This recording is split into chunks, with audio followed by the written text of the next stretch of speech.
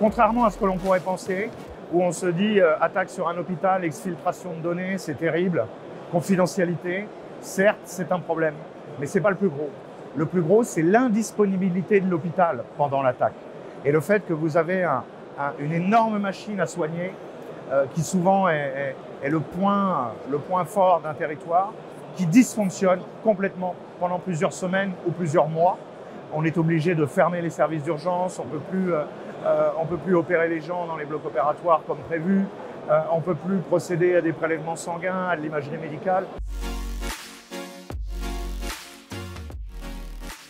Clairement, il y a une accélération du sujet depuis 4 ans, portée par les cyberattaques dont sont victimes les hôpitaux, et qui amène le gouvernement et l'État français à proposer un plan de modernisation de la sécurité, d'accélération de la résilience quelque part et de la cyber dans tous les hôpitaux de France. Nos enjeux derrière, c'est de faire en sorte que les hôpitaux puissent agréger le problème de l'insécurité numérique avec l'ensemble du panel à la fois technologique et humain qui permet à un moment donné de se renforcer.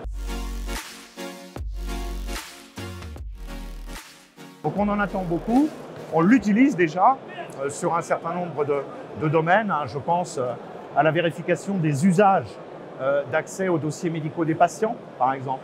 On a déjà des outils qui vont analyser tous ces accès et qui vont être capables, à un moment donné, de dire là c'est bizarre.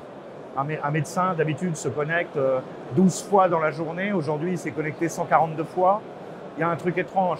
En fait, l'IA n'arrive pas. L'IA s'intègre dans les outils de sécurité qui existaient déjà. Il faut plutôt voir ça comme ça. Et donc, elles augmentent la capacité et de détection et de résolution des outils technologiques, quels qu'ils soient, quelque part.